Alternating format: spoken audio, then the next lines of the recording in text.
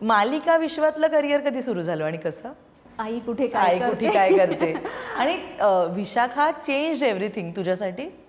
आई कुठे काय करते ही माझी पहिली मालिका तुला खरं सांगू. आणि डेली सोप काय असते हे मी तिथे अनुभवलं.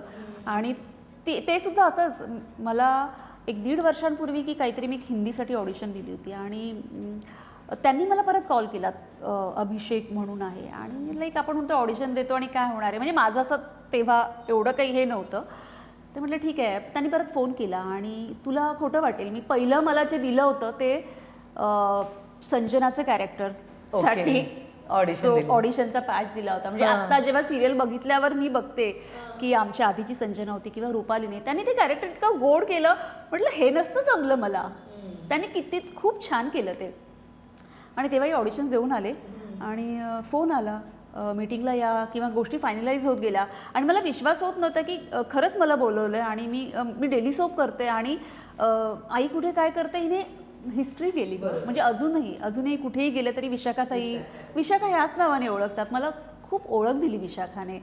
आणि म्हणजे मी खूप थँक्यू राहील त्या कॅरेक्टरची, पूर्ण टीमची, नमिता ताई आणि ऑल ओव्हर राजन शाही सर, पूर्ण प्रोडक्शनची, की आयुष्यभर एक म्हणतात ना की छान केलं असं. एक अशी भूमिका येते जी आपल्यासाठी लिहिली असते. पण आता तू दूरदर्शन करत होतीस, नो डाऊट, ॲड्स केल्या, अनुभव येत राहतो.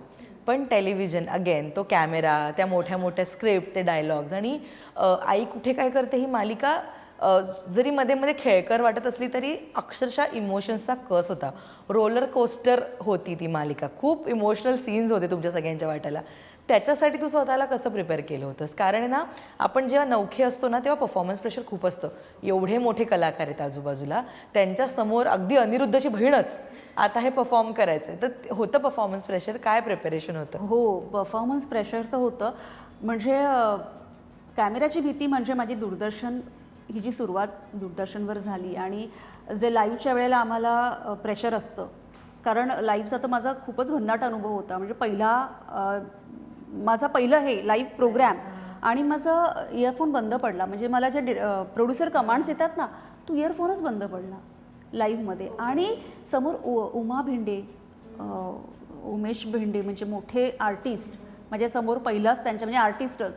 आणि मग मला फ्लोअर मॅनेजर सांगतायत की आता लाईक ब्रेक घे. बरं, ही खूण मला माहिती नव्हती, पण म्हणतात ना की एक युनिवर्सने अगेन गाईड केलं. मला कळलं की आता आपल्याला ब्रेक घ्यायचं हे, याला असं म्हणतात, किंवा फोन आला आहे, तर अशा पद्धतीने मी तो एपिसोड केला. त्यामुळे कॅमेरा तसं मला तेव्हा थोडंसं हे झालं. किंवा ॲड्समुळे आई कुठे काय करते मध्ये प्रेशर म्हणजे कलाकार, सगळेच मोठे मोठे कलाकार होते, पण सगळे इतके छान होते. म्हणजे मिलिंद दादांनी तर त्यांच्याबरोबर मी दूरदर्शनला खूप आधी केलं होतं त्यामुळे. पण ते इतके छान जेल झाले ना सगळे एकमेकांमध्ये. म्हणजे सुरुवातीला नाही, पण बट ऑब्वियस हळू काही महिने झाल्यावर एकमेकांमध्ये मग एकमेकांना सांगणं, थोडंसं गाईड करणं आणि त्यातून खूप छान त्या पद्धतीने. आणि नाटकाचं एक बॅकग्राऊंड असल्यामुळे तसं